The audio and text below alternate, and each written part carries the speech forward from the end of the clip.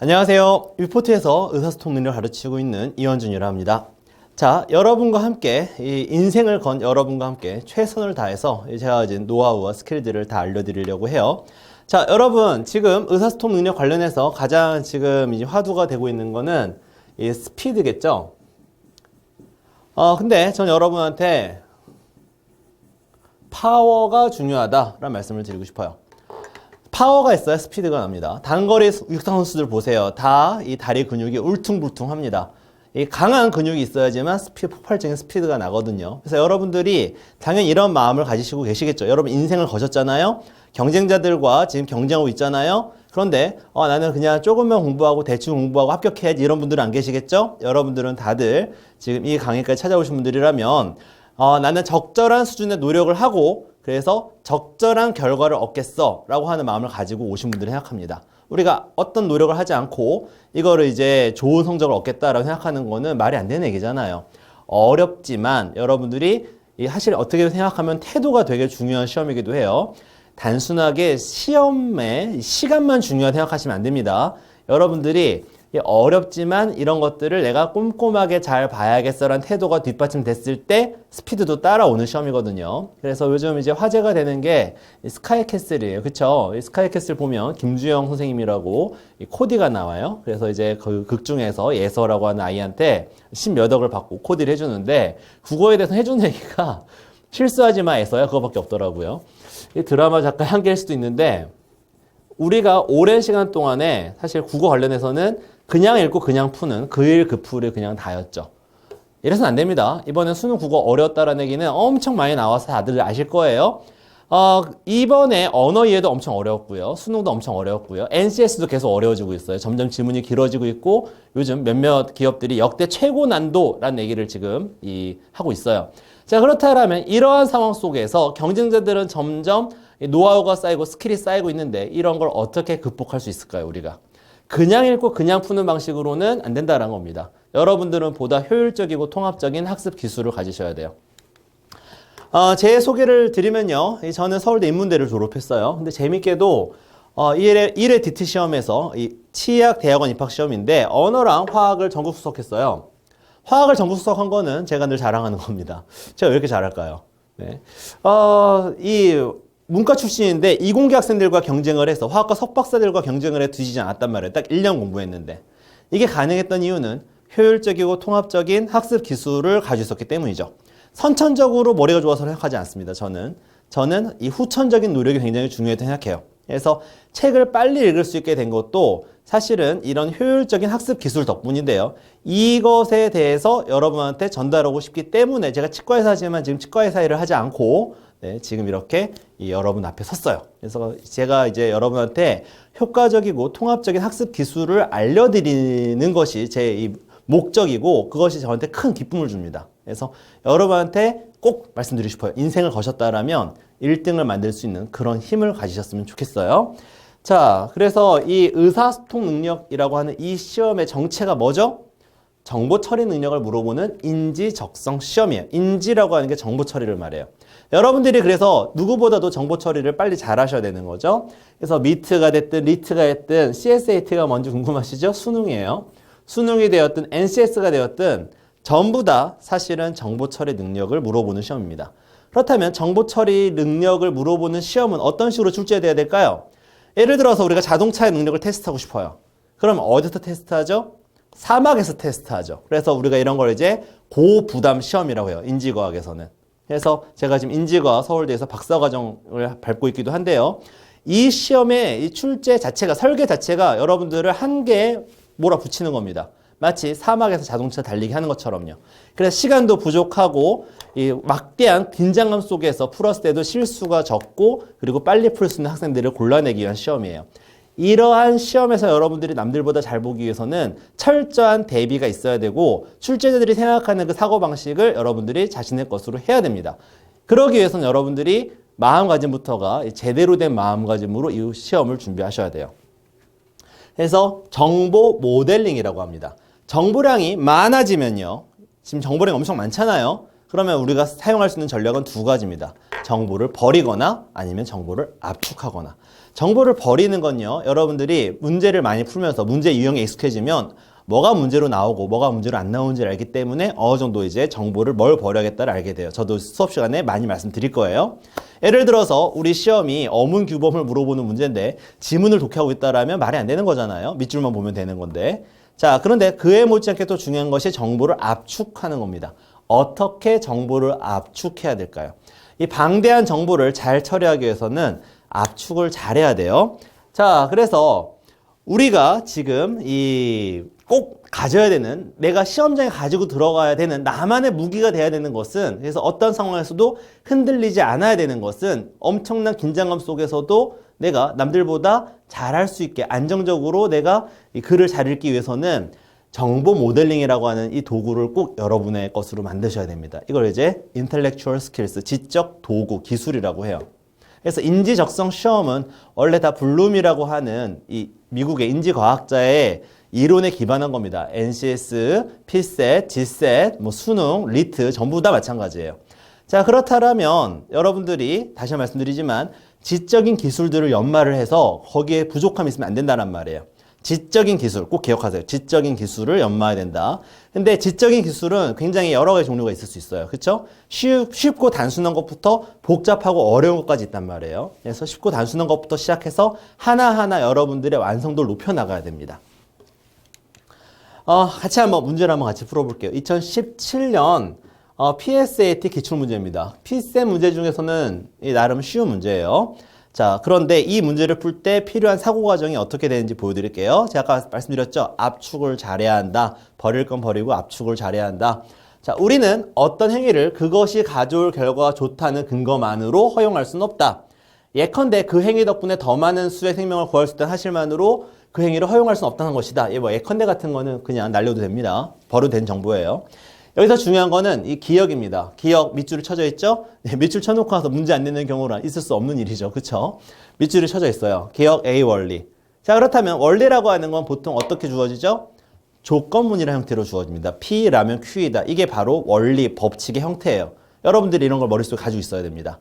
자, 그러면 어떤 행위든 무고한 사람의 죽음 자체를 의도하는 것은 언제나 그른 행위래요. 따라서 도덕적으로 허용될 수 없대요. 자, 이런 문장을 봤을 때 이제 이 지적인 기술들이 좋은 학생들은 이것을 포함 관계로 이해를 해버립니다. 그래서 머릿속에 이런 표상을 만들어 버리는 거죠. 어떤 표상이냐면 다른 사람의 고통을 의도하는, 고통을 목적으로 하는 또는 의도로 하는 그런 것은 도덕적으로 허용될 수 없다. 즉 도덕적이지 않다. 이런 생각을 해버리는 겁니다. 자, 그러면 어떻게 됩니까? 만약에 어떤 원소가 있다 해봐요. 자, 이 어떤 원소가 이 집합 속에 들어있다 해봅시다. 자, 그러면 이 원소는 도덕적으로 허용되지 않는 것이기도 하겠죠.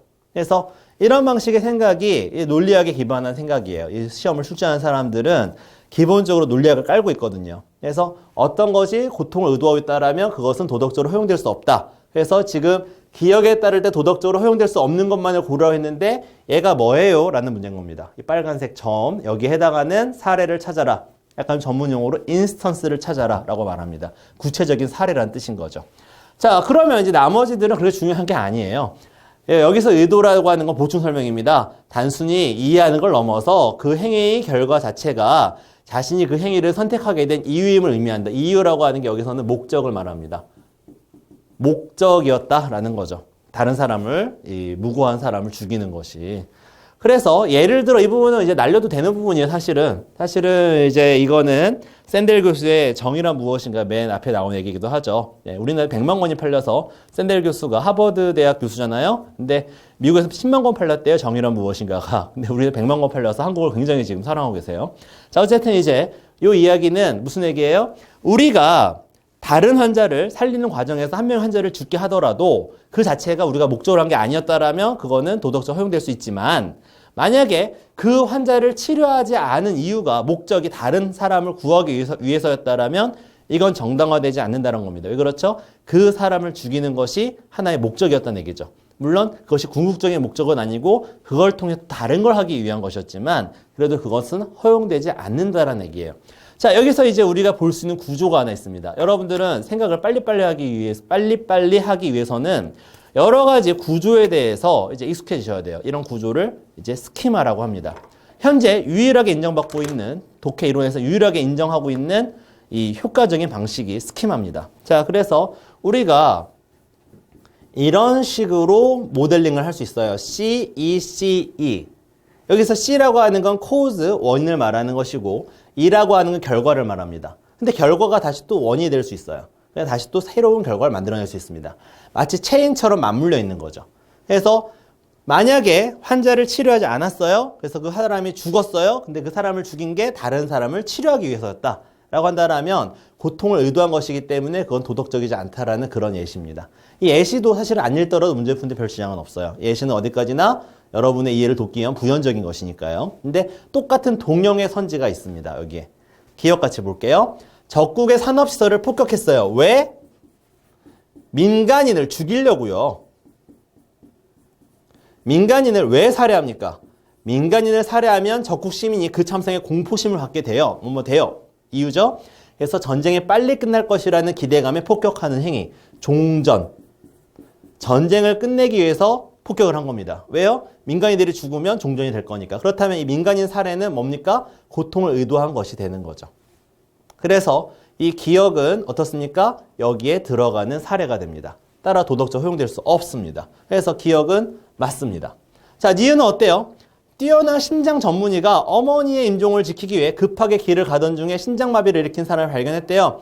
그 사람을 치료하지 않고 어머니에 갔습니다. 이건 어떻습니까? 어머니의 임종을 지키기 위한 것이었지 그 사람을 죽이는 게 목적이 아니었어요. 따라서 니은은 여기서 첫 번째랑 비슷하죠. 그 비록 한 명 환자가 죽게 되더라도 그것은 뭡니까? 이것은 부수적인 결과, 컬레트럴 데미지였을 뿐이에요. 그래서 이 니은은 이 부수적인 결과에 불과하기 때문에 목적이 아니었기 때문에 의도가 없었기 때문에 아웃입니다. 자, 브레이크가 고장난 채 달리고 있는 기관차의 선로 앞에 묶여있는 5명의 어린이를 구하기 위해 다른 선로에 홀로 일하고 있는 인부를 보고도 그 선로로 기관차의 진로를 변경하는 행위. 자, 기차가 있는데 이쪽으로 쭉 가면 5명이 죽어요. 그래서 반대쪽으로 옮겼습니다. 이들은 1명이 죽어요. 이걸 이제 우리가 트롤리 딜레마라고 하는데, 자, 이랬을 때 5명을 살리기 위해서 경로를 변경한 것이죠. 그 목적은 뭐예요? 5명의 생명을 구하기 위해서지 저 1명을 죽이고자 한 건 아니에요. 네. 이거는 어디까지나 부수적인 결과죠. 그래서 니은과 디귿은 부수적인 결과에 해당하는 것이고 그 자체가 죽음을 의도한 건 아니에요. 그래서 답은 기억입니다. 자, 이 문제를 풀면서 여러분 어떤 생각이 드셨어요? 자, 우리가 지금 C, E, C, E 이런 식으로 분석을 했잖아요. 이런 것이 완전 여러분 머릿속에 아주 새겨져 있어야 됩니다. 자, 우리의 마음의 변화는 이 뇌의 변화 없이는 일어나지 않아요. 근데 여러분의 뇌가 변화하려면 어느 정도 시간이 필요합니다. 한 2, 3주 정도의 시간을 들여서 여러분 뇌를 변화시켜야 돼요. 그랬을 때 여러분들은 이 극도의 긴장 속에서도 이 흔들리지 않는 실력을 갖추게 돼요. 그것이 바로 체화입니다. 이번에 우리가 로스쿨에서도 언어의 시험이 이번에 엄청 어려웠거든요. 이번에도 7번째 수석을 배출했어요. 지금까지 11번의 시험이 있었는데 지금 저희가 7번의 수석을 배출했습니다. 근데 그 친구가 한 얘기가 무슨 얘기냐면 체화가 중요하다는 거예요. 여러분들이 막대한 이 정보량과 이 극도의 긴장감 속에서도 흔들리지 않으려면 체화가 중요하다. 이겁니다. 여러분들이 이런 것들을 체화하지 않고서는 시험장에서 쓸 수가 없어요. 근데 잡기술들 있잖아요. 예를 들어서 행동, 행위 이런 것들을 건드려봤자 막상 시험장 들어가면 못 씁니다. 긴장하니까. 더 중요한 거는 여러분들의 생각을 바꿔놓는 거예요. 그 문제를 풀어가는 생각을 바꿔놨을 때 그것은 시험장에 들어가서도 쓸 수 있는 것이 되고 그냥 아주 근본 없는 뭔가 근원적인 성찰이 없는 그런 시험만을 위한 스킬 자체가 나쁘다는 게 아니에요. 근원적인 성찰이 없는 스킬들이 문제란 거예요. 그런 건 정작 도움이 되지 않습니다. 그래서 여러분들은 좀 더 깊이 생각하셔야 돼요. 그래서 이번에 제 교재가 나옵니다. 드디어 이제 제 교재가 나와요. 많은 분들께서 기다려주셨는데 이제 제 교재가 나옵니다. 그래서 여러분들이 NCS 기본서를 보시고 나서 제 교재를 영역별 기본서로 보시면 돼요. 그래서 의사소통 능력에 대한 제 기본서가 나오는데 가장 핵심적인 내용이 스키마입니다. 그래서 이 스키마를 만들어가는 과정을 도식화라고 하는데 이 도식화라고 하는 건 정보를 압축하는 과정이에요. 이걸 통해서 여러분들은 막대한 양의 정보를 압축해서 빠르고 정확하게 처리하는 것을 여러분 것으로 만들 수 있을 겁니다. 그래서 이런 인지적 틀을 스키마라고 하고 인지과학에서 인정하는 유일한 과학적이고 효과적인 방법이에요. 스키마라고 하면 고등학교 때 배경지식이라고 잘못 배우신 분들이 있는데 이름부터가 스키마, 뭐 쉐마라고도 합니다. 독일어에서는 도식, 형식이란 뜻이에요. 그래서 이 시험은 주제는 계속 바뀌지만 형식은 바뀌지 않는 시험이에요. 그래서 출제위원들이 생각하는 그래서 정통의 논리에 기반한 수험생인데 너무 정통 논리를 파고 들어가면 안 되고 수험생들한테 필요한 그 논리를 여러분 걸로 만드셔야 돼요. 그래서 구구단 외우듯이 여러분이 저거를 시험장에서 다 쓸 수는 없어요. 저도 알아요. 네, 시간이 부족한 거 알아요. 70 몇 초 만에 풀어야 되니까. 그런데 구구단을 우리가 외워놓고 나면 어떻습니까? 연산이 빨라지죠. 저것도 여러분 머릿속에 새겨놓고 나면 여러분들이 많은 정보를 압축해서 처리할 수 있기 때문에 빨라지는 거예요. 정보 처리가. 그래서 외우라는 겁니다. 아시겠어요? 자, 근데 이것이 단순하게 이 시험 스킬로서만 끝나는 것이 아니라 앞으로 여러분이 평생 사용할 수 있는 지적 자산이라는 거죠. 2, 3주 고생하셔가지고 평생 쓸 수 있는 그러한 지적인 도구를 자신만의 것으로 하나 꼭 가지시기 바랍니다. 그래서 우리가 이번에 이 NCS 기본서도 나왔죠? 그래서 저는 이 문제 풀이할 때도 다 이제 하나의 일관된 도구로 풀 거예요. 스키마로. 그래서 여러분들이 이 문제를 풀 때도 그렇고 이 교재를 보고 나서 NCS 기본서를 보고 나서 그 다음에 영역별 기본서를 볼 때도 역시 마찬가지로 스키마를 여러분 것으로 만드시는데 초점을 맞추셔야 되고 그 후에 이제 기업별 문제를 풀 때도 역시 이것을 적용하셔서 계속해서 여러분의 실력을 쌓으셔야 되겠습니다. 바꾸지 않으면 모르는 신세계. 그래서 그냥 읽고 그냥 푸는 친구들은 계속 모르는 신세계일 거예요. 근데 앞으로 여러분들은 인지적성 시험이랑 떨어져 살 수가 없습니다. 앞으로 여러분들이 이 공기업에 들어가고 나서도 계속해서 비슷한 시험들을 보셔야 될 거예요. 지금 인지적성 시험이라고 하는 것은 이제 현대인의 삶과 떨어질래야 떨어질 수가 없게 됐어요. 그래서 제대로 한번 공부하세요. 그래서 평생 사용할 수 있는 지적인 도구를 자신의 것으로 만드시고 미래 사회에서 가장 중요한 경쟁력은 학습 능력입니다. 그래서 여러분들이 책을 한 권 읽더라도 머릿속에 남는 게 없다라면 제대로 공부하셔가지고 여러분들이 정보를 잘 처리하고 그것을 압축하고 그래서 그것을 항상 활용할 수 있는 그걸 이제 우리가 지혜라고 하죠. 그런 지식이 아니라 지혜를 얻을 수 있는 그런 공부를 하시길 바라겠습니다. 자, 그러면 저와 함께 열심히 공부하셔가지고 꼭 합격하시길 바라겠습니다. 감사합니다.